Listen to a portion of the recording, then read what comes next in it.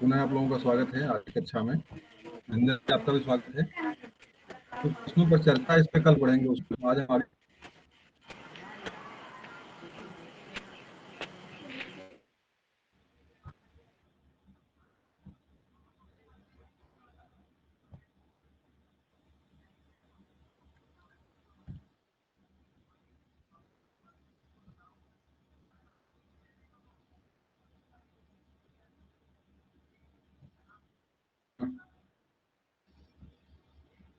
1 minute देख लो मैं हुआ कल कहाँ तक था।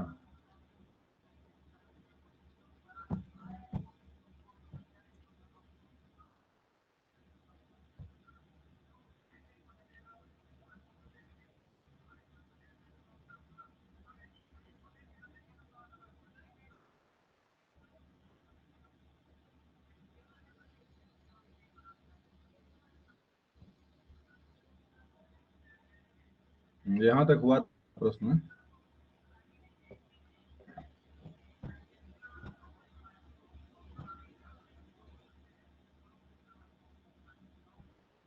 सब नए हैं क्या? चलिए, कल नहीं हुआ था, ये गलत खुल गया है। इस पर चर्चा कल जहाँ से लोग कल चर्चा किए थे। 1 मिनट, खुल गया है। कल इस पर चर्चा हम लोग इस प्रश्न पर कर रहे थे और अधिकतम प्रश्न पे हो चुका था।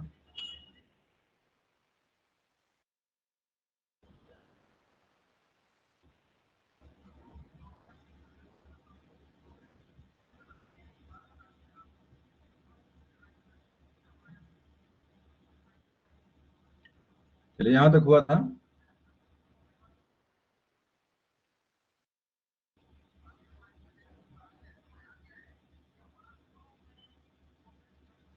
चलिए, यहाँ से हम लोग शुरू करते हैं। प्रश्न नंबर 20 है। स्क्रीन दिख रही है आप लोगों को?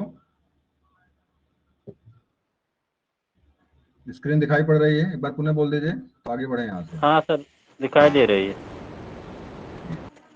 तो प्रश्न था हमारा रेडियो धर्मिता को लेकर के। प्रश्न पहला आज है, रेडियो धर्मिता की खोज किसने की थी? रेडियो धर्मिता की खोज करने वाले कौन थे? किसी को पता हो बता दे। हेनरी हाँ, बताइए। हेनरी बेकुरल थे। बेकुरल। बेकुरल थे, इन्होंने खोज किया था इसकी।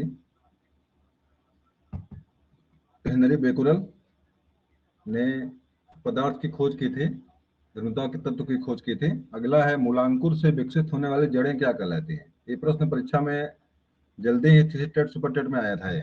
मूलांकुर और प्रांकुर बताएंगे। मूलांकुर से क्या डेवलप होता है? जड़, तना, जड़ या तना? ये दो में से ऑप्शन एक देना आपको है।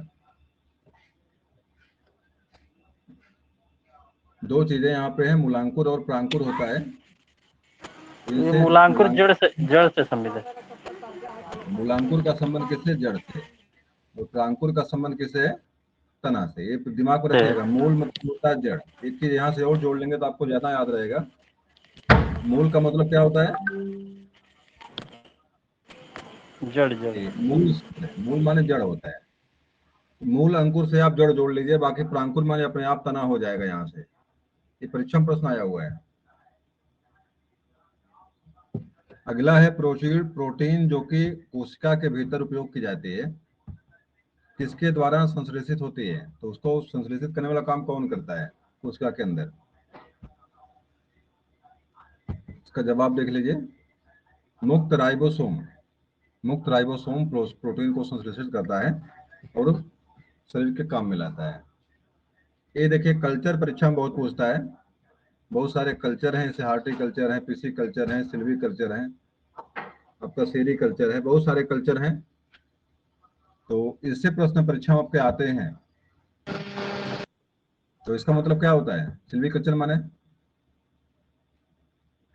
रेशम की खेती। ये माने रेशम का। पिसी माने क्या होता है? पिसी कल्चर माने? सी मछली। देखिए यहाँ पे पीसी सिल्वी माने यहाँ लिखा है शैवालों के संवर्धन। सबके शैवालों की खेती कौन सी होती है? कोई बताए हमको, शैवालों की खेती के लिए क्या करते हैं?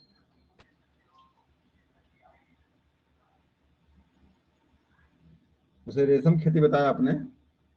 एक सेरी कल्चर होता है, सेरी कल्चर क्या होता है बताओ, ये कौन सी खेती है, सेरी कल्चर क्या है?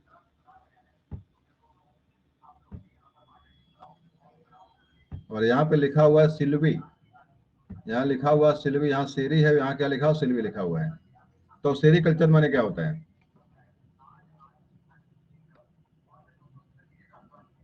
कोई बताए हमको, सेरी कल्चर माने?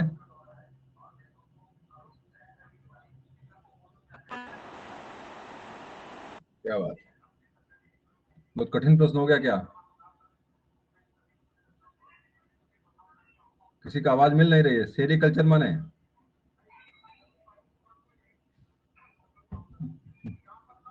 अच्छा बताओ, पीसी कल्चर माने? पीसी कल्चर माने हो ही गया। एक मधुमक्खी पालन होता है, उसको क्या बोलते हैं, मधुमक्खी वाले को? एपीकल्चर बोलते हैं। PC culture. AP culture, PC culture माने आपका मछली हो गया, सेरी कल्चर माने आपका जो है, ये सेरी कल्चर माने ये आपका ये होता है रेशम वाला, रेशम वाला आपका सेरी कल्चर है। लेकिन यहाँ पे जो शैवाल संवर्धन को लेकर लिखा हुआ है, जो शैवाल की बात यहाँ लिखा हुआ है, दो चीज होता है, फाइकोलॉजी और माइकोलॉजी। बताइए भाई, फाइकोलॉजी माने क्या होता है? फाइकोलॉजी माने? फाइकोलॉजी शैवाल अध्ययन। और माइकोलॉजी माने क्या होता है? कवक। कवक। सफाई कर्मी सूत्र मैंने बताया था आप लोगों को, सफाई कर्मी एग्जाम हो तो इसको देख लीजिए। फाइकोलॉजी ये शैवाल से है, फाइकोलॉजी, शैवाल माने फाइकोलॉजी। तो शैवाल विज्ञान संवर्धन को हम लोग फाइकोलॉजी बोलते हैं, कवक विज्ञान को हम माइकोलॉजी बोलते हैं। लेकिन यहाँ पे सिल्विक कल्चर को यहाँ पे शैवालों से जोड़ा है इसमें है, तो समझ में नहीं आ रहा क्या चक्कर इसका है। एक आपका हार्टिकल्चर होता है। हाँ बताइए। आपकी आवाज कट रही है। आवाज सही नहीं आ रही हमारी? आ रही है, यहाँ तो आ रही है। हमारे यहाँ नहीं आ रही सर। नेटवर्क आपके यहाँ से आया हुआ था, नेटवर्क के हिसाब से नहीं है, नेटवर्क आपकी दिक्कत थी। तो अगला प्रश्न हमारा ये है कि, और एक हमारा हार्टिकल्चर है, तो हार्टिकल्चर हमारा क्या होता है? बागवानी।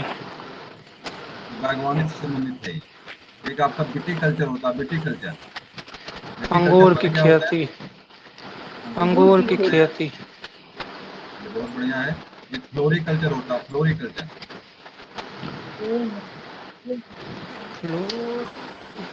फ्लोरिकल्चर में क्या होता है? फूलों की खेती। संवर्धन के लिए, आप उसकी खेती के लिए होता है फ्लोरिकल्चर।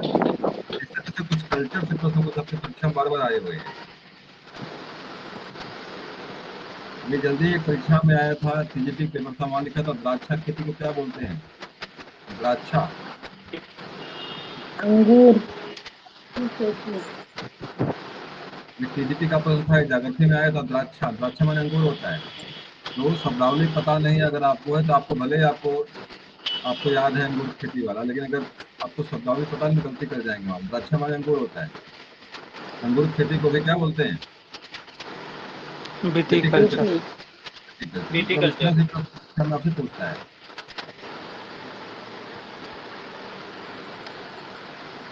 अगला है, किस वर्ग के पौधों में बीज बनते हैं लेकिन बीज नग्न रूप से पौधों पर लगे रहते हैं? किस वर्ग के पौधों में बीज बनते हैं, उनको नग्न बीजी पौधे उनको क्या बोलते हैं? जिम्नोस्पर्म। बहुत बढ़िया, जिम्नोस्पर्म बोलते हैं उसको। तो अगला प्रश्न आपका है, सबसे अधिक क्रोमोसोम किसमें पाया जाता है? सबसे अधिक क्रोमोसोम, अलग तरह का प्रश्न है, इसका जवाब देख लीजिए आप लोग।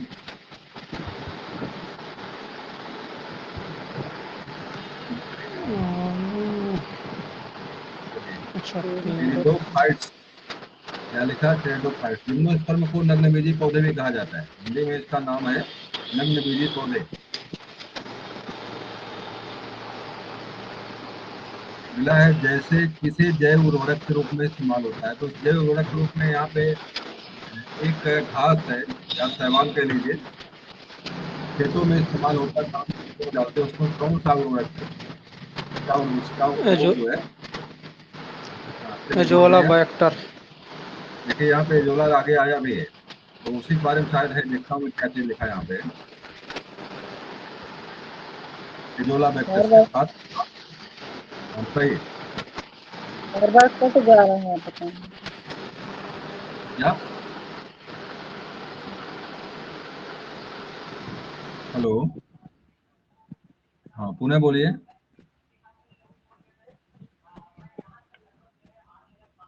हेलो, अब सही हो गया, आवाज कट रही थी थोड़ा थोड़ा, अब सही हो गया। आवाज में लग रहा है कि महेंद्र जी का माइक को जो है कि वहाँ फैन चल रहा है, और माइक खोलने से उनकी आवाज आती है बराबर।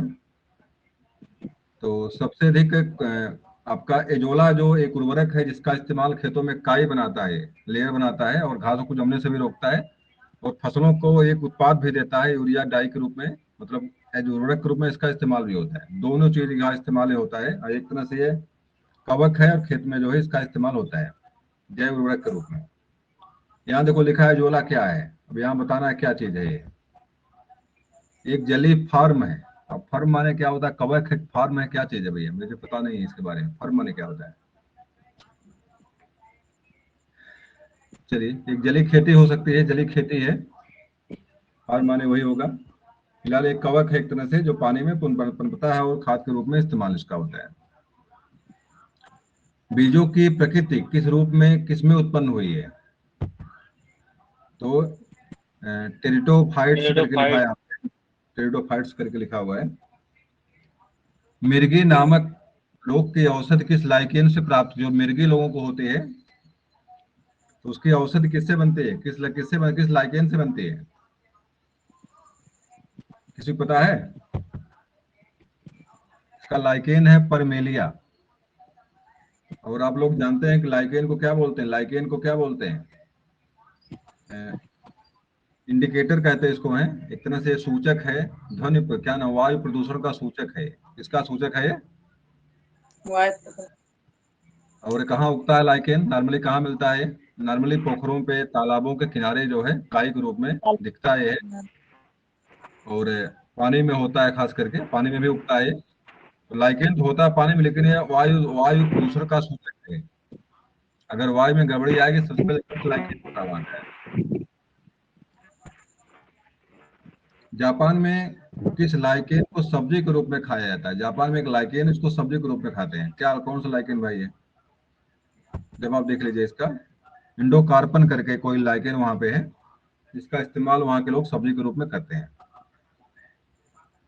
अगला है, कोलिज नलिका का प्रयोग क्या करने के लिए किया जाता है? कोलिज नलिका है, अब इसका मतलब तो समझ में आया नहीं। इसे पता है क्या क्या चीज है ये कोलिज नलिका? क्वेश्चन ना समझ में आ सका। हाँ, समझ में तो हमको भी नहीं आ रहा क्या चीज है ये। विज्ञान वाला कोई है इसमें, विज्ञान वाला? चलिए, ये विज्ञान का ही प्रश्न है। अगला प्रश्न है पायरोमीटर। जवाब देख लीजिए इसका, जवाब क्या, जवाब देख लीजिए इसका, कोई नलिका क्या चीज है? तो एक्स किरणें लिखा है यहाँ। इसका इस्तेमाल जो है एक्स किरणों के रूप में इसका इस्तेमाल होता है। पायरोमीटर किसे मापने में प्रयुक्त होता है, बता दीजिए भाई। पायरोमीटर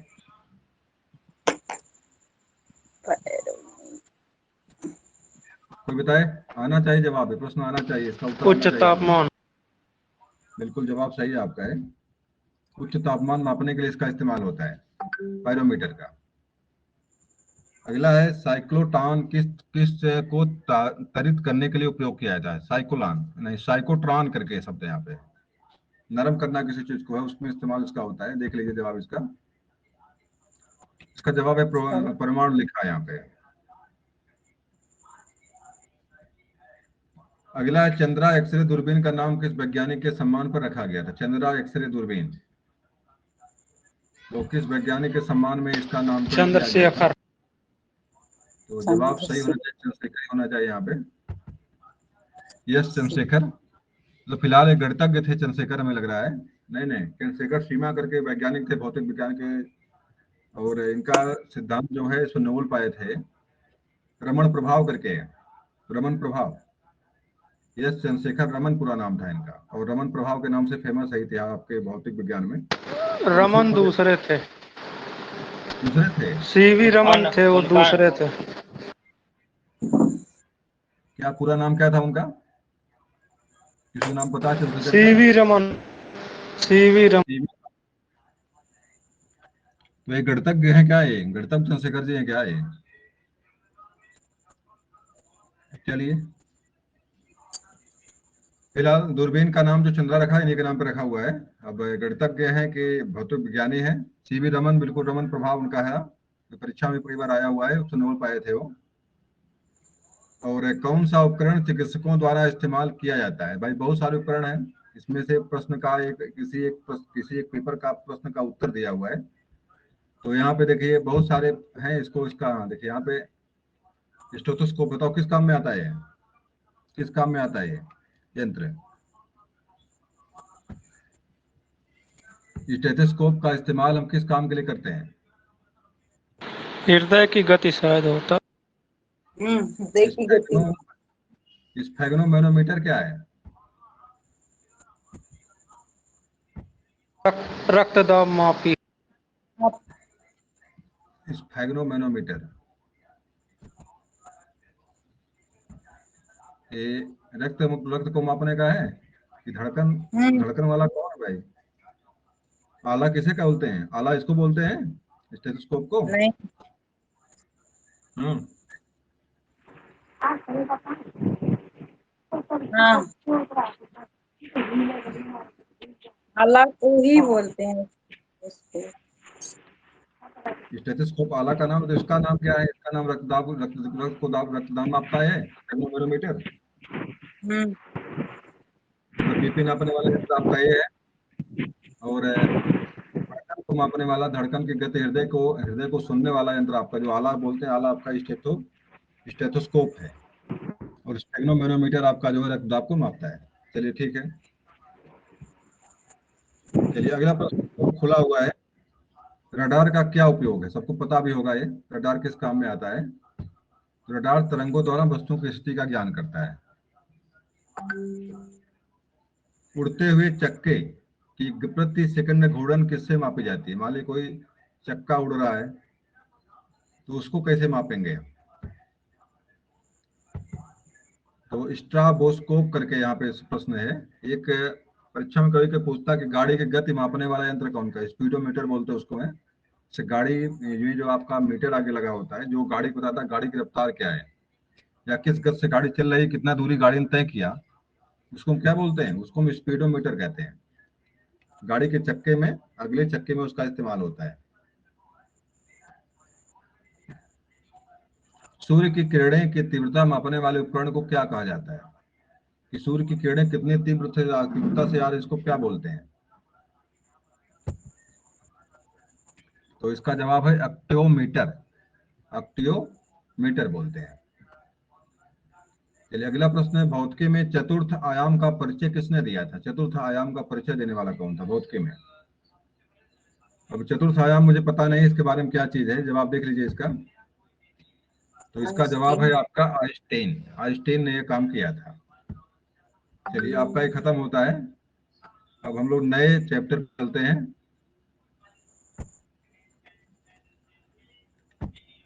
आप लोग जुड़े रहिएगा।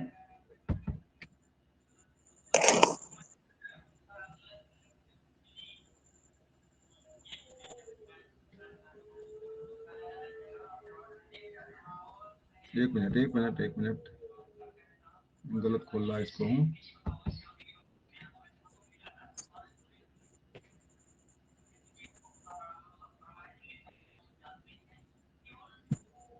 ये पुणे कहाँ से खुल गया भाई?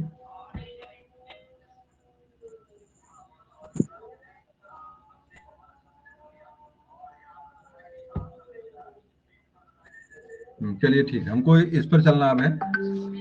और यहाँ पर क्या नाम है, ज्योग्राफी के प्रश्न सारे हैं। आपको जवाब देते हुए आगे बढ़ना है। यहाँ से खुला हुआ है। किस पर्वतीय दर्रे से होकर भारतीय तीर्थयात्री मानसरोवर झील तथा कैलाश पर्वत घाटी के दर्शन हेतु जाते हैं? मतलब कैलाश पर्वत मुख्य रूप से चाइना में है, ये चाइना कब्जे में है। और भारतीय शंकर भगवान के जो भक्त हैं हर साल मानसरोवर की यात्रा पर जाते हैं। किस दर्रे से जाते हैं वो। तो दर्रा यहाँ पे लिखा हुआ है, दर्रे का नाम क्या है? लिपुलेख दर्रा नाम है। और चाइना वीजा, चाइना वीजा देता है इसके लिए।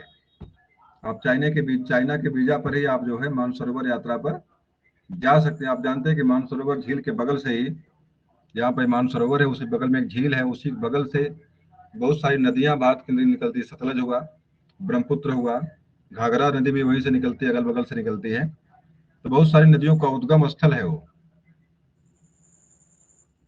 फिलहाल आते हैं आगे।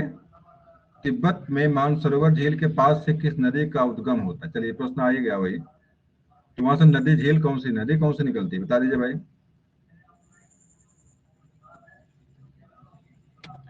भाई बताइए, भी नाम बताया मैंने, नाम बताइए, तो एक नाम बता दीजिए। कौन कौन सी नदी कहाँ से निकलती है? ब्रह्मपुत्र। ब्रह्मपुत्र है, सिंधु है, सतलज है, सिंधु। गंगा भी उसी बगल से निकलती है। देखिए 3 नाम यहाँ दिया हुआ है। सिंधु नाम है, सतलुज नाम है, और ब्रह्मपुत्र है। घाघरा भी उसके बगल से ही निकलती है। जो सरजू आपके बगल में बहती है वो भी लगभग वहीं से आती है निकलते हुए। अगला प्रश्न थोड़ा सा गलत यहाँ लिखा था। प्रश्न है, कुल अक्षांशों की संख्या कितनी है? कितने अक्षांश हैं तो बताएगा? 180।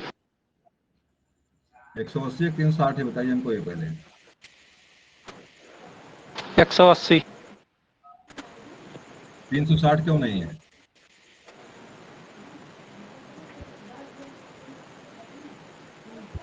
जब आपका एक ग्लोब, आपका जो ग्लोब बनता है, ऐसे लिखा नहीं रहा, जो ग्लोब बनता है इसमें इस तरह की रेखा जो हमारी होती है। चलिए ठीक है, प्रश्न आपका सही है। मैं भी कोई दुविधा में था, मैं अक्षांश को देशांतर समझने लगा, दिमाग में देशांतर आ गया। ये रेखा जो आपकी है, इसको हम अक्षांश रेखा बोलते हैं, जो रेखा यहाँ से यहाँ तक होती है। 80 ऊपर और 80 आपके नीचे इसके। तो 8 दूना 16। तो यहाँ कितना बनेगा? 90, 90, 9 दूना 18, 90 इधर 90 इधर, 180 रेखाएं बन जाती हैं। और कहीं कहीं पर कम या और कहीं कहीं ज्यादा भी मिलती है। कभी कभी क्या होता है, जीरो को भी जोड़ते हैं तो 181 हो जाती है।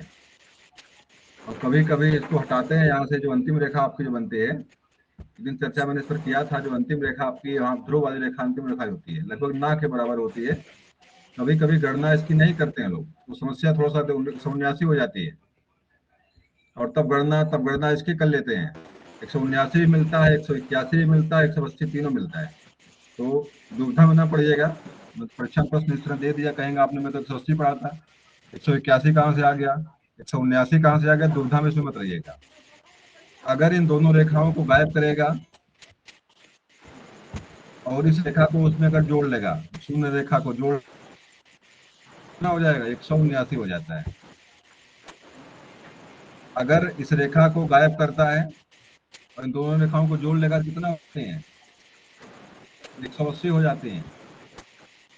और अगर जो है सबको जोड़ लेता है, जीरो को भी जोड़ लेगा, और 90 इधर किया 90 इधर करेगा, तो कितना हो जाएंगे? 181 हो जाते हैं। तीनों तीनों जवाब सही है।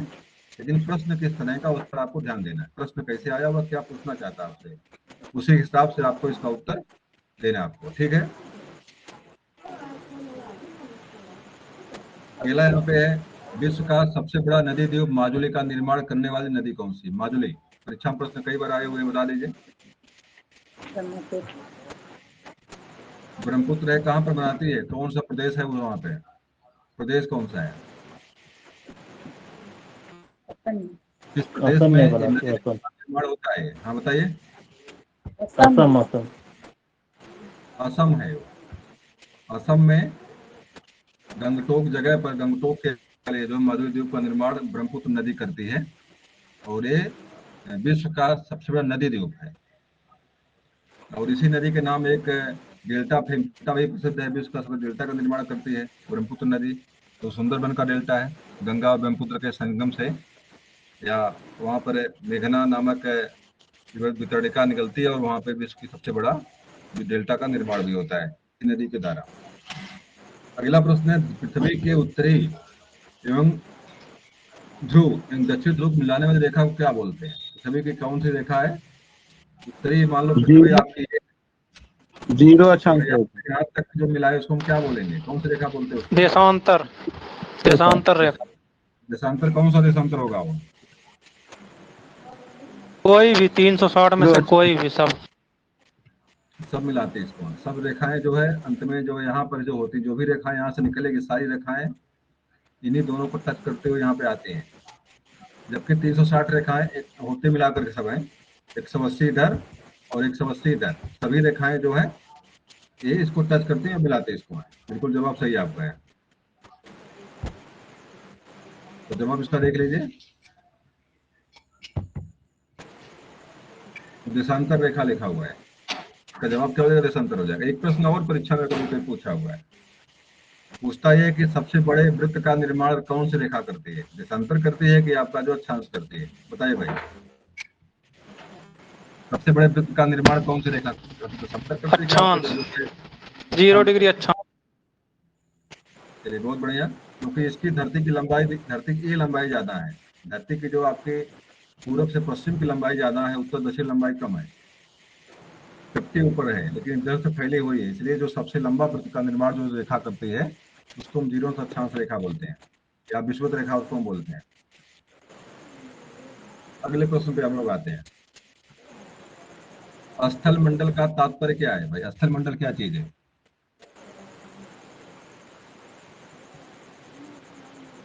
स्थल मंडल क्या है?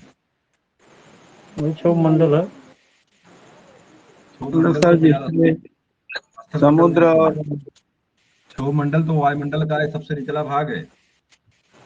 स्थल मंडल जिसमें है धरती का वह भाग जो समुद्र से घिरा हुआ है, या समुद्र से जो है मतलब समुद्र में डूबा नहीं है, उसको स्थल बोलते हैं, ये बोल सकते हैं आप। जवाब देखिए, जवाब क्या लिखा हुआ है। पृथ्वी की बाह्य पपड़ी, पृथ्वी की बाह्य पपड़ी, भूपर्पटी जो है, क्रस्ट जो है धरती का है, या स्थल की बात है तो जहां पर जो है कि समुद्र से जहां पे नहीं है धरती पर, उसी को हम स्थल मंडल बोलते हैं। जहां पर उसे स्थल मंडल मतलब आप धरती का भूपरी पृष्ठ ही ले लीजिए पूरी तरह से, चाहे घिरा हो चाहे ना घिरा हो, लेकिन पानी वाला भाग उसमें जलमंडल भी आता है। मंडल करेगा तो आपका 3/4% क्या होता है भाई? धरती का 3/4% क्या है? पानी से घिरा हुआ। पृथ्वी अगर आपकी ये है और इसको आप 4 भागों में बांटोगे तो इसका जो है अधिकतम पोर्शन क्या है पृथ्वी का? 70% भाग जो पानी से घिरा हुआ है। यह भी पानी से घिरा है, यह भी घिरा हुआ है, यह भी घिरा हुआ है।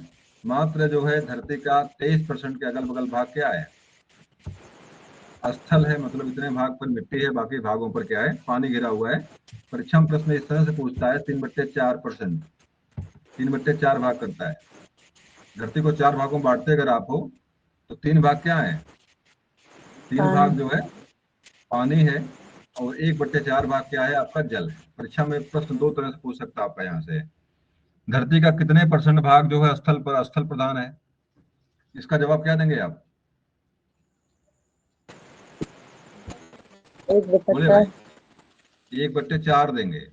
पानी की बात करेगा तो क्या करेंगे? 3% पानी, 3 और पूरा मिलाकर 4, 3/4 कर लेंगे इसको। अगर मात्र जो है कि गिनती में पूछता है कै % है तो क्या करोगे? 25% जो है आपका, उसको आप स्थल है। मानिए स्थल प्रधान है, और 75% भाग के आपका है, आपका जो है जल। तो इस तरह से प्रश्न परीक्षा में कई बार आए हुए आपके हैं। अगला प्रश्न में इंपॉर्टेंट है, खैबर दर्रे में कौन से 2 देश जुड़े हुए हैं? खैबर दर्रा बताओ भाई। पाकिस्तान, अफगानिस्तान। चलिए बहुत बढ़िया। खैबर दर्रा जो है भारत, पहले भारत और अफगानिस्तान के मध्य में था, वर्तमान में जो अफगानिस्तान और पाकिस्तान के बीच में। जब दोनों देश अलग नहीं थे तो खैबर दर्रा बहुत बड़ा माध्यम था व्यापार करने के लिए यूरोपीय अरब कंट्री थे, लेकिन वर्तमान में पाकिस्तान और अफगानिस्तान के बीच में आपका दर्रा ये है, खैबर दर्रा, और जहाँ से पाकिस्तान अफगानिस्तान आपस में व्यापार और बाकी चीजें जुड़े हुए हैं। एक प्रश्न सबको पता है, अगला प्रश्न सभी लोग जानते भी हैं, बिहार का शोक किसे कहते हैं? बहुत बार परीक्षा में आया हुआ, बता दीजिए फर्जना। बिहार का शोक दामोदर नदी। गलत कर गए आप। कोसी। कोसी नदी है। कोसी नदी। कैसे आ गया कोसी आपका बिहार दिमाग? की है सर, सब बिहार का पूछा है। दामोदर दामोदर सर दूसरे वहाँ का बांग्लादेश पश्चिम बंगाल का, तो पश्चिम दामोदर बंगाल कहाँ का है है? वो। हाँ, बिहार की कोसी है सर, कंफ्यूज हो गया। बिहार की कोसी है, और दामोदर जो है पश्चिम बंगाल का है। पश्चिम और बंगाल। उड़ीसा की नदी कौन सी है? उड़ीसा की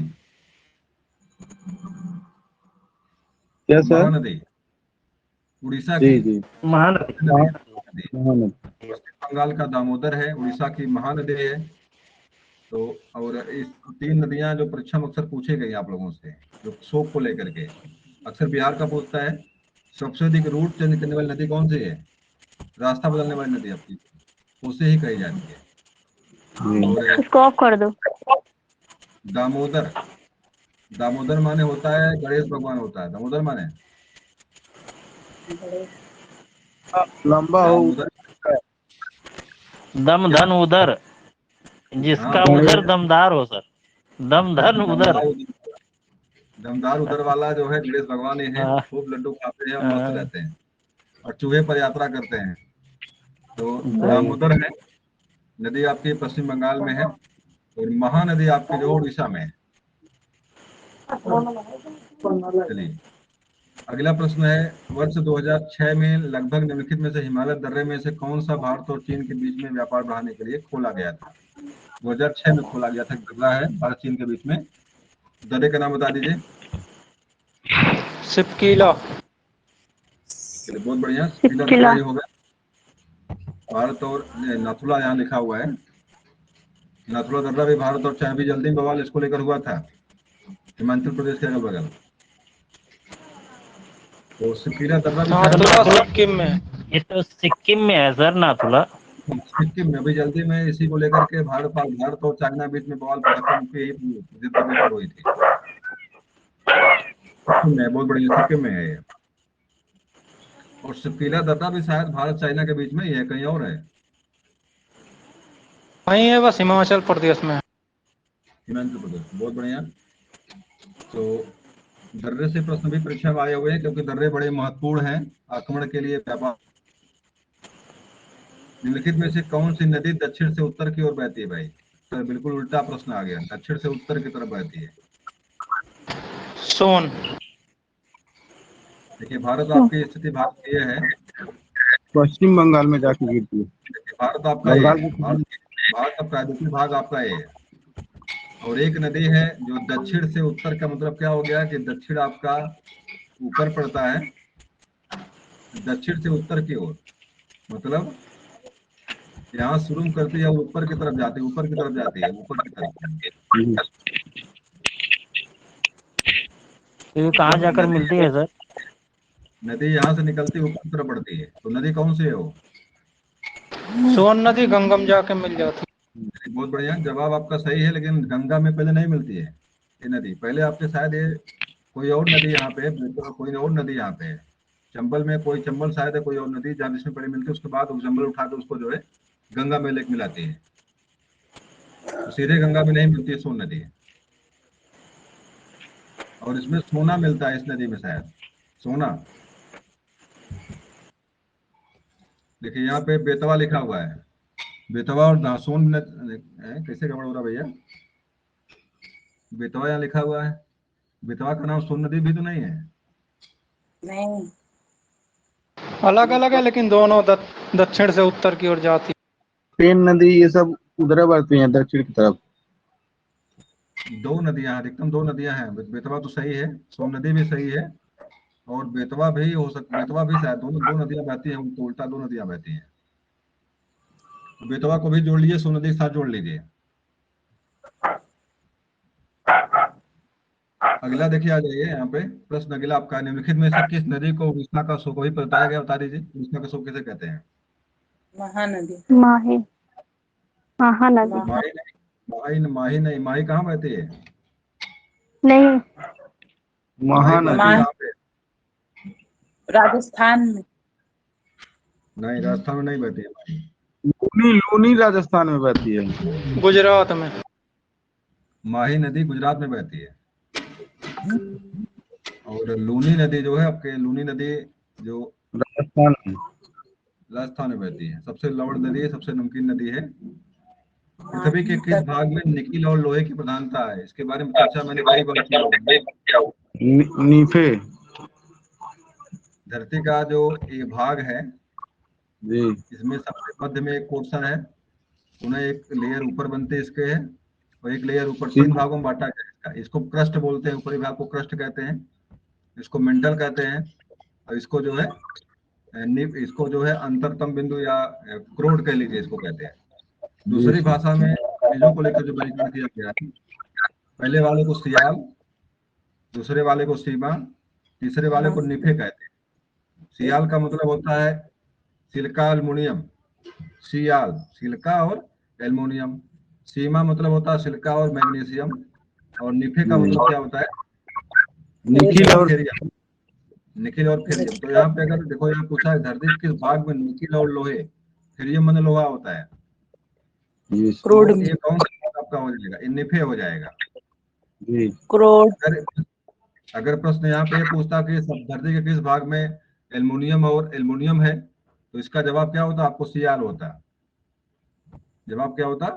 सियाल। किस भाग में मैग्नीशियम है, इसका जवाब आपका जो है क्या होता है? मध्य वाला भाग, सीमा, उसको सीमा कहते हैं। ये चीजें आपसे परीक्षा में यहाँ से इस तरह प्रश्न आपसे पूछता है। जवाब देख लीजिए, इसका जवाब क्या है? माने क्रोड तो निफे लिखा हुआ है। अगला प्रश्न आपका है, इन्हीं परीक्षा में बहुत प्रश्न आता है। प्रश्न आपका है किस नदी निम्नलिखित में से कौन सी नदी एस्चुरी डेल्टा नहीं बनाती है? नहीं बनाती नर्मदा। बोलो प्रश्न। नहीं बनाती है, यहाँ लिखा नहीं बनाती है, इस पर ध्यान दीजिए। गंगा से। नर्मदा गंगा।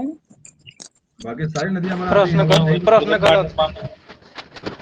गलत है। नहीं सर, वो नर्मदा ताप्ती जो है डेल्टा नहीं बनाती है ना। वही तो वो नदियां अरब सागर में गिरती डेल्टा का निर्माण नहीं करती अरब हैं। सागर में जाकर वो डेल्टा नहीं बना। यहाँ लिखा क्या देख रहे हैं? एस्चुअरी डेल्टा नहीं बनाती हैं। एस्चुरी तो लिखा हुआ है, एस्चुरी माने वही होता है ज्वार नद, या दो नदियां ज्वार नद का निर्माण, एस्चुरी का निर्माण करती हैं, नर्मदा और ताप्ती। यहाँ नहीं लिखा हुआ है। फिलहाल उत्तर जो मिलेगा अभी आपको वही मिलेगा। यहाँ पे प्रश्न ये था, लेकिन में से कौन सी नदी डेल्टा का निर्माण नहीं करती है? डेल्टा का निर्माण करती है, नहीं गद्य शब्द नहीं था यहाँ पे, लेकिन यहाँ अभी नाम खोजेंगे तभी वही मिलेगा आपको। जवाब देखता हूँ मैं, जवाब क्या लिखा हुआ है। चलिए, बहुत बढ़िया। यह महानदी लिखा हुआ है। तो महानदी का मतलब क्या हो गया? ये डेल्टा का निर्माण करती है, और नर्मदा और ताप्ती क्या करती हैं? एस्चुरी का निर्माण करती हैं, ज्वार नद का निर्माण करते हैं। ये परीक्षा में प्रश्न है। नहीं सब देखकर दुविधा में, नहीं सब देख लीजिएगा। परीक्षा में प्रश्न गलत करते हैं आप लोग, मैं भी गलत कई बार किया हूँ।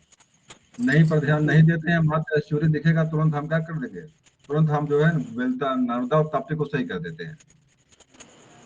और मेरे क्या प्रश्न 2-3 गलत इस तरह से हो गए थे। प्रश्न देखा मैंने, एस्चुरी देखा, तुरंत मेरी आंख बंद हो गई, मैंने तुरंत नर्मदा ताप्ती मार दिया। इस तरह से गलती आप भी, मतलब सभी लोग गलती करते हैं। तो अंत में नहीं शब्द जरूर ध्यान दीजिएगा, नहीं तो नहीं लिखा अंत में कहीं। इस प्रश्न कर देगा कि क्या नाम है, कालिदास की रचना नहीं है। कालिदास को देखते ही आप कहेंगे बस करो, ये जो है आ गया विज्ञान संकुल, मतलब सही है ये। नहीं सर, ये एस्चुरी मतलब क्या होता है ये समझ। नहीं बता रहा हूँ, मैं सुनिए, ध्यान बता रहा हूँ, देखिए इसको। जैसे मान लीजिए कोई नदी बहती हुई आ रही है। नदी नॉर्मली क्या होता है कि जमीन के ऊपर से बहती है, कोई पर्वत क्षेत्र से निकलती है और बहती है, और जहाँ गिरती है वहां मालूम पड़ता है कि हाँ ऊपर से नदी किसी जगह में जाके गिर रही है। जहाँ गिरती है वहां पे डेल्टा, मतलब पहले जो है वितरिका में बढ़ जाती है, बढ़ करके कई जगह से जाकर नदी में जाकर गिरती है, डेल्टा बना करके, इसको डेल्टा कहते हैं। एस्चुरी का मतलब होता है कि नदी जमीन के अंदर से घुसती हुई आ जाए और मालूम पड़े कहाँ पे घुसी आकर के, वहां पे सिर्फ गाद दिखाई पड़े, वहां पे सिर्फ जो फब्बारे दिखाई पड़े, गांद दिखाई पड़े, उसी को हम एस्चुरी या ज्वारनद कहते हैं। होता क्या वास्तव में, वास्तव में हुआ क्या था, एक जो नर्मदा और ताप्ती बहती है, रिफ्ट घाटी में बहती है। क्या नाम इसका है? रिफ्ट या भ्रंश घाटी। रिफ्ट पढ़ेंगे मिलेगा आपको। नर्मदा और हाँ दोनों रिफिया। रिफ्ट या भ्रंश घाटी में बहती है। धरती में दरार पड़ गई या दरकन आ गई और नदी बह रही थी, इसी में दरार में जाकर घुस गई आकर के, और समुद्र के अंदर से जाकर घुसती है ये। जहाँ अरब सागर आपका जो ये बहता है, इस अरब सागर में ऊपर से आके नहीं नदी गिरती है, ये कहाँ से गिरती है? फटी हुई धरती के अंदर अंदर से आती है। अरे भाई, इसे मान लीजिए खेत में पानी भरा रहे हैं आप हैं, और पानी भरा रहे हैं, इधर पानी आप भर रहे हैं, बीच में मेड़ बीच में पड़ी हुई है, और कोई मूस कोई चूहा कोई बिल कर दिया, अंदर अंदर कर दिया है, तो यहाँ पर क्या दिखाई पड़ेगा आपको? बताओ भाई। गाद ही तो दिखाई पड़ेगा, लगेगा कोई गाद यहाँ निकल रहा है। यहाँ अक्सर अगल बगल आपको गाद दिखाई पड़ता है। तो कंडीशन यही जी यहाँ बनती है, कंडीशन बिल्कुल यही बनती है। धरती के अंदर से जो है नर्मदा और ताप्ती घुसती हुई आती हैं, और अरब सागर में अंदर जा घुसते हैं, और जहाँ घुसती है वहीं पर बहुत सारे गाद दिखाई पड़ते हैं, ज्वार दिखाई पड़ते हैं। तो उसी को हम ईश्वरी के नाम से जानते हैं, इसी को हम जो है ज्वार नद भी कहते हैं। ये चीज यहाँ पे बात समझ में आ गई कि नहीं? समझ में अभी तक आई? नहीं समझ में आ गई सर। चलिए अगला प्रश्न यहाँ पे है, बोर्सिया का सबसे प्रमुख पर्वत कौन सा है? यहाँ लिखा हुआ है जिनेरिफ आल्पस। जिनेरिफ आल्पस पर्वत है ये, जो कि बोर्सिया का है। हमें लग रहा है कि आपके अफ्रीका महाद्वीप में है बोर्सिया है, और वहीं पर अल्पस पर्वत आपका वहीं पे है ये। नहीं नहीं, वहां पे नहीं अल्पस पर्वत रही है, तो लग रहा है अफ्रीका में अमेरिका में का महाद्वीप में है अल्पस पर्वत बोर्सिया। चलिए देखिएगा इसको कहाँ पे है। फिलहाल यहाँ पे लिखा हुआ है डिनेरिक अल्पस लिखा हुआ है, ये यहाँ का महत्वपूर्ण पर्वत है। अगला है कोला प्रायद्वीप, निम्न में से किस देश में है? तो यहाँ पे साफ साफ लिखा है रूस देश में है। एक प्रश्न कठिन था, इसलिए मैं इसको छोड़ दिया ताकि जवाब आपको देखना ना पड़े, तो जवाब इसका आता भी नहीं, इसलिए मैंने इसको छोड़ दिया था। ये प्रश्न परीक्षा में आया कई बार, छोटा नागपुर पहाड़ को लेकर के। छोटा नागपुर पहाड़ पठारी प्रदेश का सबसे प्रमुख नगर कौन सा है? प्रमुख नगर कौन सा इसका है? छोटा नागपुर पठारी पठारी क्षेत्र का।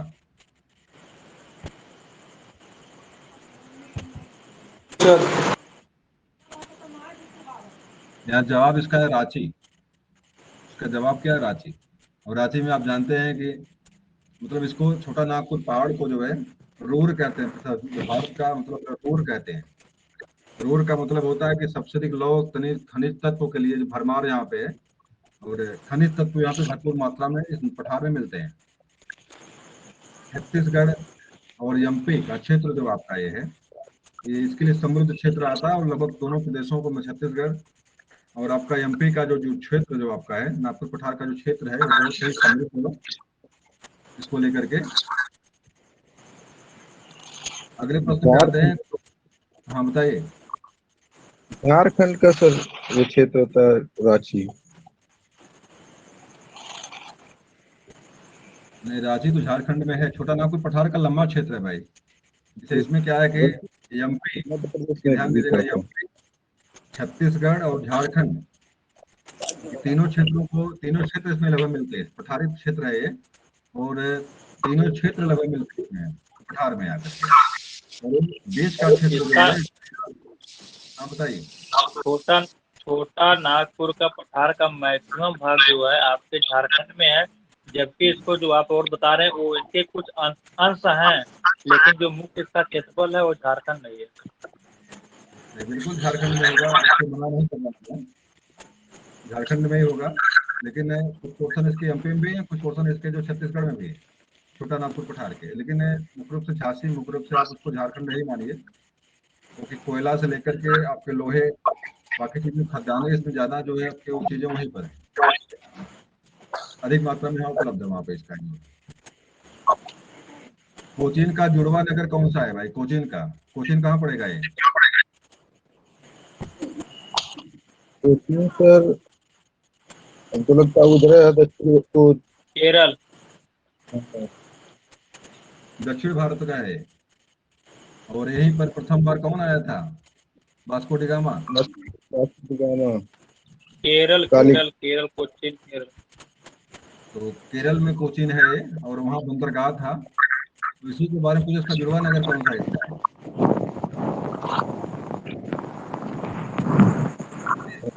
अर्नाकुलम लिखा हुआ है, अर्नाकुलम इसका जुड़वा नगर इसका है।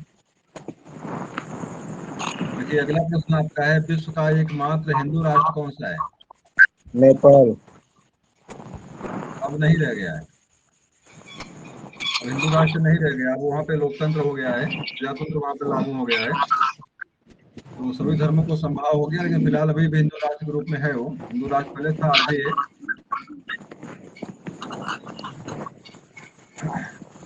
आगे आ जाइए। तो नेपाल इसका उत्तर है, सही है बिल्कुल एकदम। पृथ्वी की अनुमानित आयु जो है 400 करोड़ वर्ष लिखी हुई है, मतलब कल्पना की गई इतना हो सकता है, इतना आकलन किया गया है। पहली जल विद्युत परियोजना कौन है, या क्या नाम उसका है?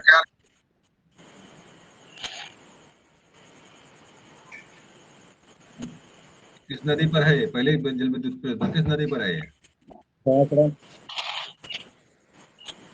नदी का नाम शायद कावेरी है, और शिव समुद्रम नाम उसका, क्या नाम है? शिव समुद्रम, मैसूर में शायद है ये, श्रीरंगपट्टनम या मैसूर में होगी ये। इसका जवाब देखते हैं, जवाब क्या इसका है।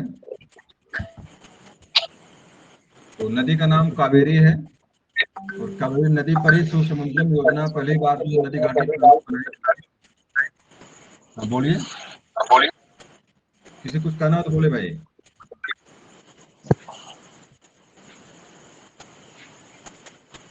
किसी बंधु का माइक आज भी सही नहीं हुआ, कल जब डिस्टर्ब था, लग रहा उन्हीं का माइक है, किसका माइक है?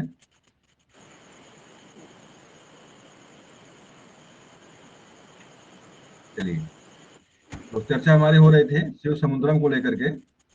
तो शिव समुद्रम कावेरी नदी पर है, हमें लग रहा है कि मैसूर में या आपके श्रीरंगपट्टनम में अगल बगल नदी ये है, कर्नाटक में होगा, क्योंकि मैसूर कर्नाटक में ही स्थित है। कर्नाटक में उम्मीद करता हूँ होगी नदी ये, और श्रीरंगपट्टनम उसी तट पे बसा हुआ है, कावेरी नदी के तट पर बसा हुआ, तो वहां पर भी संभावना हो सकती है, और मैसूर तो वही था। अगले पे आ जाइए, अगले प्रश्न पे आते हम लोग हैं। भारत में सर्वप्रथम कोयला उत्खनन निम्न में से किस स्थान पर प्रारंभ किया गया था? कोयला खनन जो है कहाँ प्रारंभ किया गया था? झरिया आप जान ही रहे हैं, यहाँ रानीगंज है, रानीगंज है, और प्रथम बार वाला काम आपका रानीगंज में शुरू किया गया था। रानीगंज कहाँ पड़ता है भाई, कोई बताएगा? तो पश्चिम बंगाल में है, झारखंड में रानीगंज है। चलिए, झारखंड में हो सकता हो। तो प्रथम बार जो कोयला खनने वाला काम आपके रानीगंज में ही किया गया था। पहला प्रश्न देखिए, महिला साक्षरता को लेकर वृद्धि तेजी से शुरू हो रही है। और ये देखिए प्रश्न इंपॉर्टेंट है, परीक्षा में कई बार आया हुआ है। निम्नलिखित में से कौन सी चट्टान सर्वाधिक प्राचीन है, मतलब सबसे प्राचीन पर्वत कौन सा है?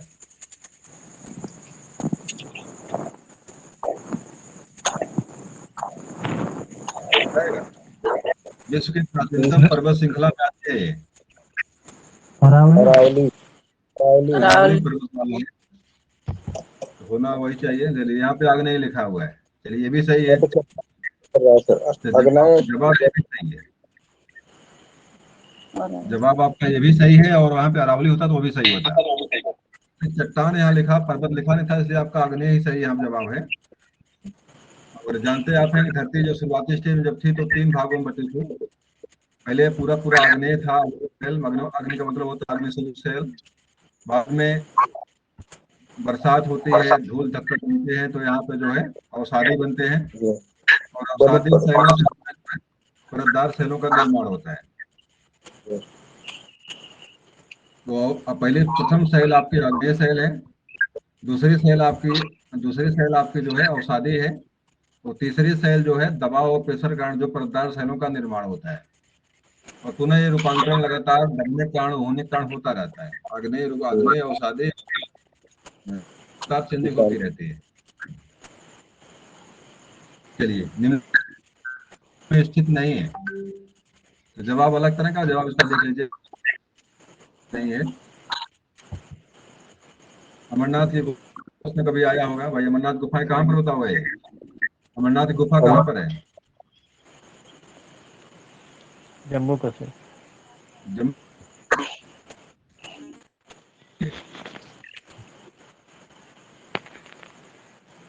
तो लिखा में है कहाँ पे अभी? जम्मू कश्मीर में अमरनाथ है, तो पहले तो कंफर्म था जम्मू कश्मीर में है, लेकिन अब कहाँ पे है गुफा? क्योंकि यहाँ पर हर वर्ष जो क्या होता है, ज्योतिर्लिंग का या शिवलिंग का निर्माण यहाँ पे हर वर्ष होता है जी सर। अमरनाथ में। और वो हमेशा जो है हमारे भोले बाबा के भक्त लोग तो दर्शन के लिए जहाँ जाते हैं, दर्शन के लिए वहां पे पहुंचते हैं। और एक बार निर्माण नहीं हो पाया था, क्या नाम है, मोतीलाल वोरा करके हमारे राज्यपाल थे, ये कृत्रिम निर्माण तो करा के लाके यहाँ पे। कृत्रिम शिवलिंग बनाए थे। और फिलहाल ये एक प्राकृतिक संरचना है जो पानी बर्फ के बूंदे ऊपर से टपकती है, उस पर जम जाता है करके, और कुछ नहीं है, ऐसा कुछ नहीं है। कोई भगवान भगवती कोई आकर इसका निर्माण करता है, लेकिन भाई मन में लोगों को भरा हुआ है, और लोग जो है लगातार शंकर, कहीं पता नहीं कहाँ कहाँ पे शिवलिंग प्रकट होता, पता इनका नहीं है, जहाँ ये वहीं खड़ा हो जाता है। तो ये चीजें जो है कि और लोग भक्त लोग से पूछते हैं। और सबसे बड़ी बात, माताएं और बहनें जो होती हैं, आंख मूंद करके इनके भक्ति में लीन है, गाजा भांग और पूरा पिलाने की व्यवस्था करते हैं। और जानते हैं आप है, घर में अगर घर परिवार को अगर शुद्ध रखना है, तो इस देवता को दूर रखिए पहले काम। ये देवता घर में घुसा तो आपके घर में जो है दुनिया के भांग, चरस और धतूरा, इस चीजें अपने आप आनी है, क्योंकि सब इनके भोज्य पदार्थ हैं। और बच्चों को पीने से आप रोक नहीं पाएंगे, भगवान का प्रसाद है ये भाई। हुक्का और गाजा जो है इनका प्रसाद जब चढ़ता था, आप रोकेंगे कैसे उनको? भक्त इनके आप अपने हैं, तो इनसे दूर जितना रहेंगे उतना आपके घर में जो है सुख शांति रहने वाली है। अगला देखिए यहाँ पे है, सबसे ऊंचा ज्वालामुखी कोटोपैक्सी कहाँ पर स्थित है? कोटोपैक्सी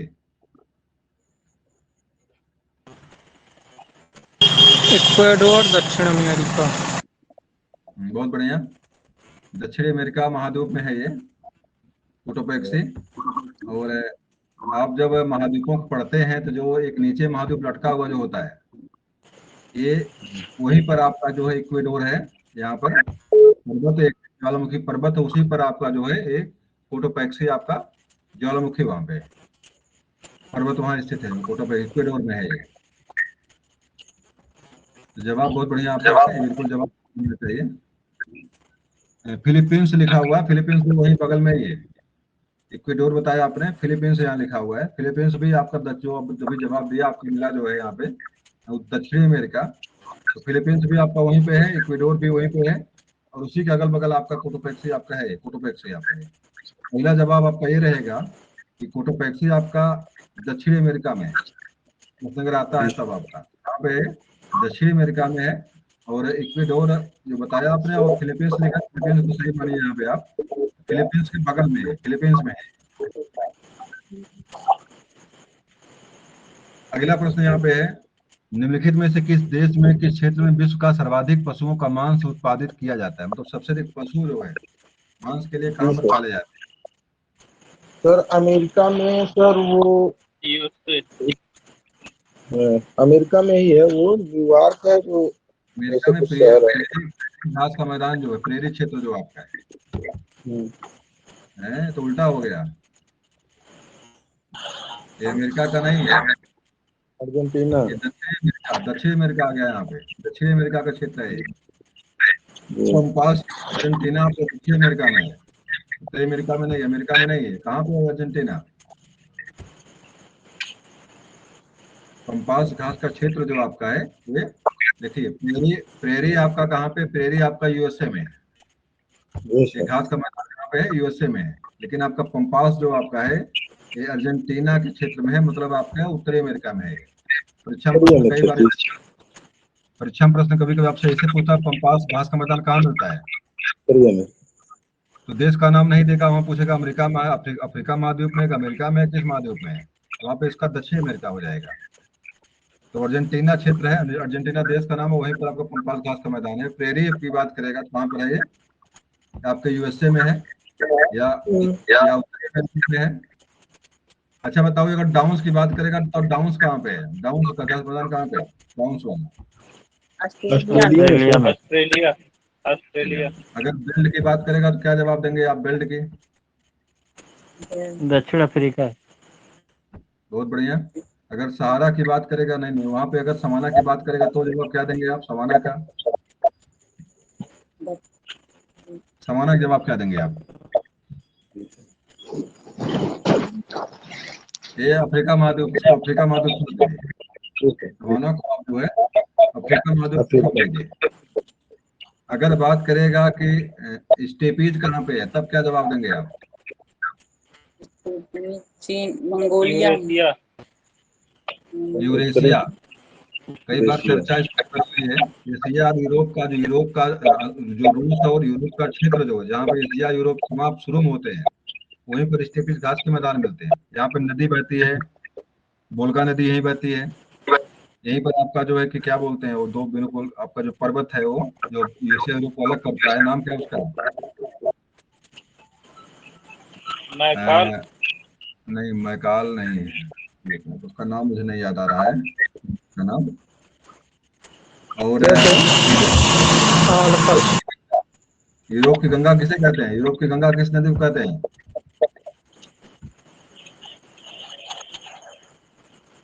बताएगा? यूरोप की गंगा, राइन। यूरोप की गंगा राइन है किसे क्या? कहते हैं? हैं?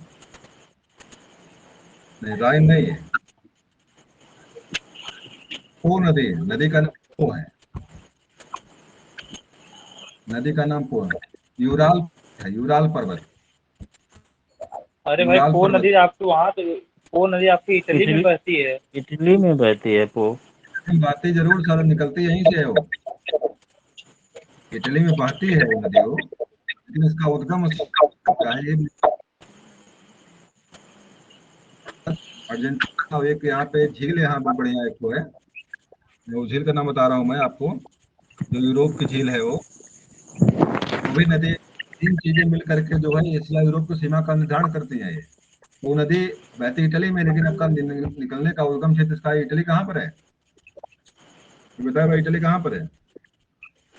इटली किस महाद्वीप में है? यूरोप में ही पड़ेगा।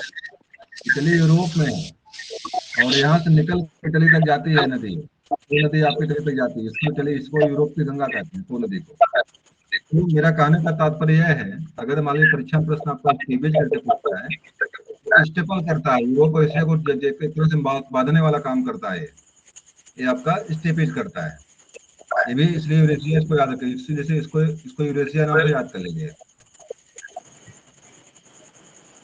चलिए, आपका हो गया है।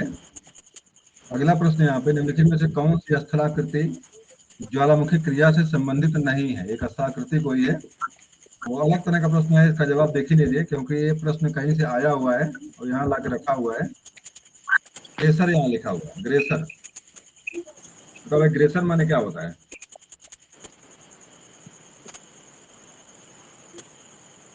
बताए ग्रेसर माने क्या होता है?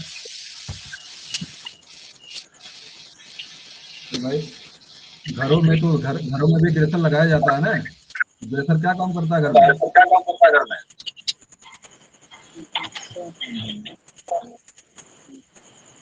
ग्रेसर का कौन सा बताओ, ग्रेसर घर में कौन सा काम है?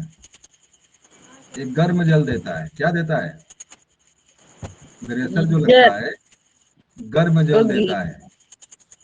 तो गीजर और कहा ये ग्रेसर जो आपका है शब्द यहाँ लिखा हुआ है, वास्तव में धरती के अंदर से वे छेद है जहां से लगातार गर्म जल निकलता रहता है। धरती के अंदर से वो कुछ छिद्र है, कुछ छेद है, जैसे अभी आपके येलोस्टोन पार्क जो प्रथम पार्क विश्व का है, जो आपके अमेरिका महाद्वीप में, अमेरिका में है, यूएसए में है, येलोस्टोन। वहां पर एक ग्लेशियर है, जिसको हम ओल्ड फैथफुल के नाम से जानते हैं। हर 5 मिनट पे वहां पे गर्म फव्वारा निकलता है, ग्लेशियर से निकलता है हर 5 मिनट पे। ये परीक्षा में पूछा भी है, ओल्ड फैथ ग्लेशियर कहाँ पर स्थित है? तो इसका जवाब क्या देंगे आप? इसका जवाब देंगे येलो आप स्टोन है। येलोस्टोन में है ये। और हर 5 मिनट पे गर्म पानी का फव्वारा वहां से निकलता है, ग्लेशियर से निकलता है वहां पे। तो इस तरह की कुछ चीजें। और जानिएगा कि विश्व का प्रथम राष्ट्रीय पार्क है। तो प्रथम बार विश्व में राष्ट्रीय पार्क बनाने की जो प्रक्रिया शुरू हुई थी, कहाँ पे हुई थी? अमेरिका में हुई थी। विश्व हाँ, का विश्व की राष्ट्रीय पहली पार्क, जो है हाँ, पहला राष्ट्रीय पार्क है येलो स्टोन। राष्ट्रीय पार्क है। उसी में आपका ओल्ड फैथफुल नामक एक ग्लेशियर है, जो हर 5 मिनट पे गर्म पानी देता है। चलिए, अगले प्रश्न पे हम लोग आते हैं निम्न में से कौन पृथ्वी का एक अस्थायी खंड नहीं है? चलिए जवाब अलग तरह का, इसका उत्तर फिलहाल हिमालय पर्वत यहाँ लिखा हुआ है, हिमालय पर्वत। और हिमालय पर्वत तो अस्थायी क्यों नहीं है?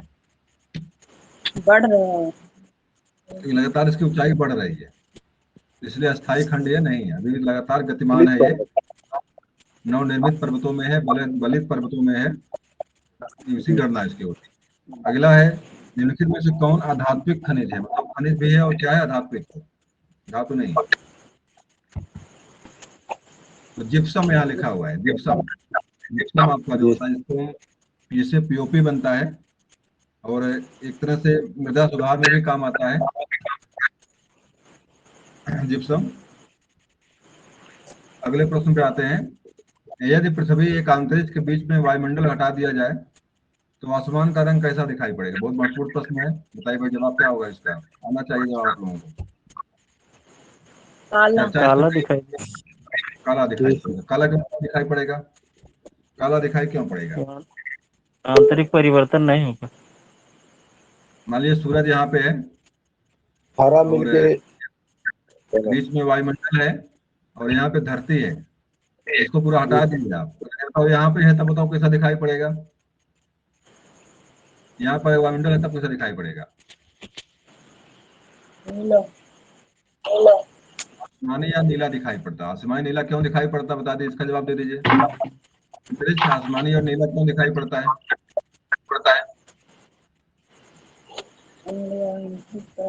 समुद्र के पास। क्या?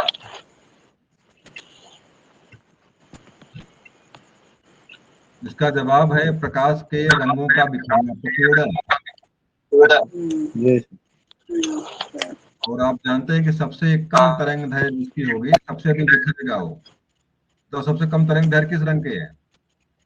बैगनी। बैगनी। बैगनी। बैनी हैप्पी नाला करके सूत्र है, बैनी हैप्पी नाला। बैगनी, नीला, हरा, ये रंग जो होते हैं सबसे तेज बिखरते हैं, सब मिला करके आसमानी रंग का निर्माण करते हैं, इसलिए आसमान हमारा नीला दिखाई पड़ता है। लेकिन अगर यहाँ से हट जाए बीच में से, सूरज का प्रकाश सीधे धरती पर आएगा और पूरा अंतरिक्ष आपको काला दिखाई पड़ेगा, क्योंकि मतलब रिटर्निंग नहीं होती। क्या भाई, किसका माइक डिस्टर्ब है? योगेश जी, हाँ सर, आपका ही माइक गड़बड़ लग रहा है। हम बंद कर रहे हैं उसके बाद। नहीं नहीं ठीक है, आपका ही माइक डिस्टर्ब है, तो थोड़ा सा इसको एक बार, आपने अनइंस्टॉल नहीं किया था क्या इस ऐप को? एक बार इंस्टॉल कर, पुनः इंस्टॉल करिए इसको, कल कर लीजिएगा, आज रात में एक बार अनइंस्टॉल मान लीजिए, पुनः इसको इंस्टॉल कर लीजिए, आपकी समस्या का समाधान हो जाएगा वहां से, उम्मीद करता हूं मैं।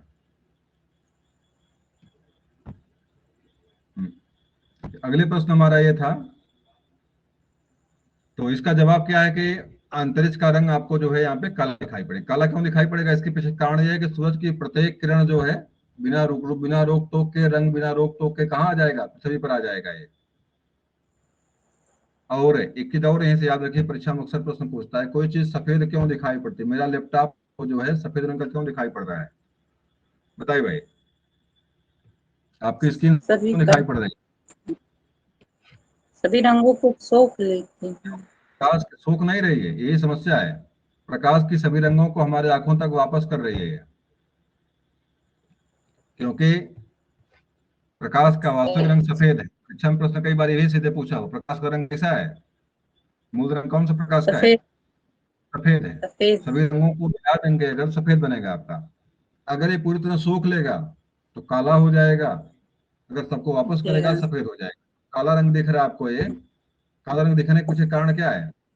क्योंकि प्रकाश के हर रंग को ये सोख ले रहा है, हमारे आंखों तक वापस नहीं कर रहा है। लेकिन ये रंग जो आपका सफेद रंग का जो एक चीज है, क्या कर रहा है? हमारे आंखों को वापस कर रहा है। बताओ लाल क्यों दिखाई पड़ रहा है? ये लाल दिखने का कारण क्या इसका है?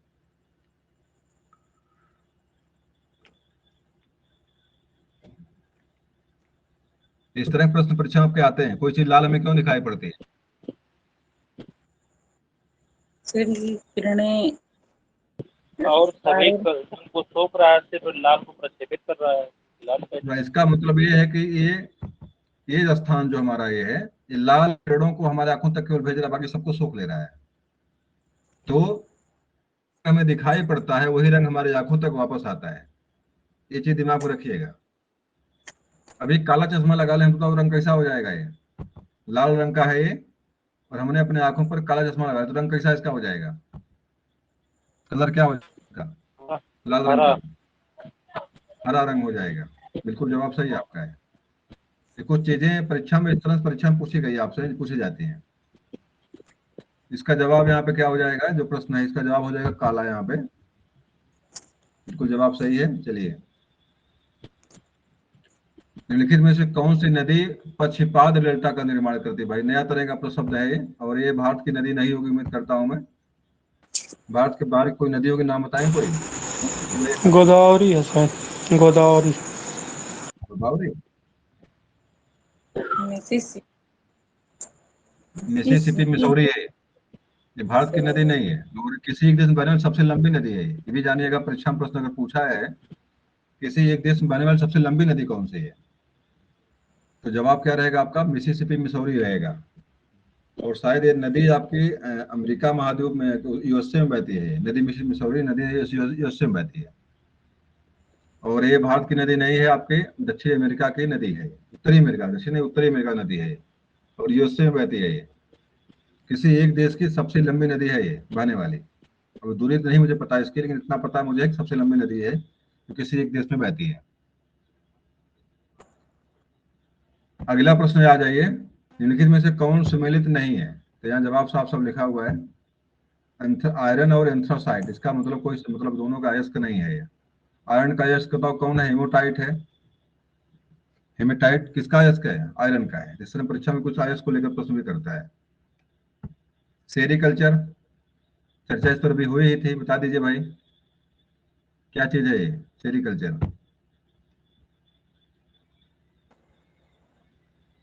रेशम संबंधी। बोलना रेशम का है। चलिए अगला प्रश्न पे आ जाइए, बस मैं समाप्त करता हूँ कक्षा को यहीं पे। अब निम्नलिखित में से किस राज्य में सबरीमाला स्थित है? सबरीमाला मंदिर को लेकर चर्चा कई बार बड़ा चर्चा में रहा है। किस राज्य में मंदिर है ये सबरीमाला? केरल में। और फेमस क्यों हुआ है? क्यों फेमस हुआ है? ये महिला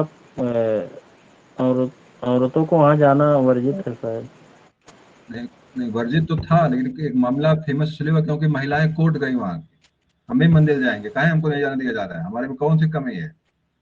कोर्ट ने आदेश दे दिया कि नहीं नहीं सबरीमाला मंदिर आप भी जा सकते हैं, कोई नहीं रोकेगा आपको।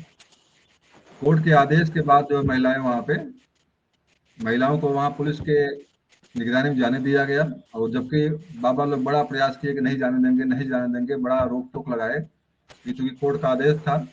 तो दो एक महिलाएं वहां तक जो है मंदिर तक जो है गई, और उनकी जो है समस्याओं को खंडन करते वहां पे। ये समस्या हमारी ये है कि हम मंदिर जाते क्यों हैं? इतना रोक टोक हम पर है, हम शूद्र हैं, अछूत हैं, तो मंदिर पे जाते क्यों हैं? सही कह रहे हैं। मंदिर में जाने की आवश्यकता क्या हमें? ये मंदिर से हमें क्या मिलता है? देखो बनाने का अलावा कुछ वहाँ पे है नहीं, सिर्फ देखो बनाने की व्यवस्था वहाँ पे है। लेकिन कोई परंपरा है उसको तोड़ना भी चाहिए। कोई परंपरा है आपके पास, कोई कानून प्रक्रिया इस तरह कोई है जो लगातार कोई इस पर कब्जा किया हो, उसको तोड़ना भी चाहिए। तो ये तोड़ा महिलाओं ने, ये तोड़ा इसको जाकर वहां पे। महिलाओं ने कोर्ट गई, महिलाएं जाकर कोर्ट को जीतती हैं, कोर्ट का आदेश होता है कि नहीं सबरीमाला मंदिर आप भी जा सकते हैं। उसके बाद वहां पे आदेश पारित होता है, बाद में बाबा लोग जो है बाद में पुनः रोक लगाए, किसी को जाने नहीं दिए। बड़ा बड़ा बवाल होता है वहां पे, केरल में होता है इसको लेकर के। लेकिन मंदिर में जाने नॉर्मली नहीं देते हैं बाबा लोग। तो वहां जाने की आवश्यकता है कि अपना भाई मंदिर लेकर संभालो अपनाने, आप काहे परेशान है वो। ये हमारे लोग जो है लीन है भगवान में, और वहां जाएंगे जरूर, क्योंकि उनको वहां से ऊर्जा मिलती है। भारत में सबसे पुरानी पर्वत श्रृंखला कौन सी है? परीक्षा में चर्चा इस पर भी हुई, बता दीजिए प्रश्न कौन सा है, उसका उत्तर क्या देंगे आप? अरावली। अरावली पर्वतमाला है जो सबसे प्राचीन है। और हम यहीं पर अब समाप्त करते हैं कक्षा को। नहीं जा भाई ये। चलिए, अरावली पर्वतमाला है जो कि सबसे प्राचीन, विश्व की प्राचीनतम पर्वत श्रृंखला में आती है। और सभी लोगों को यहीं से शुभ रात्रि। आपको भी।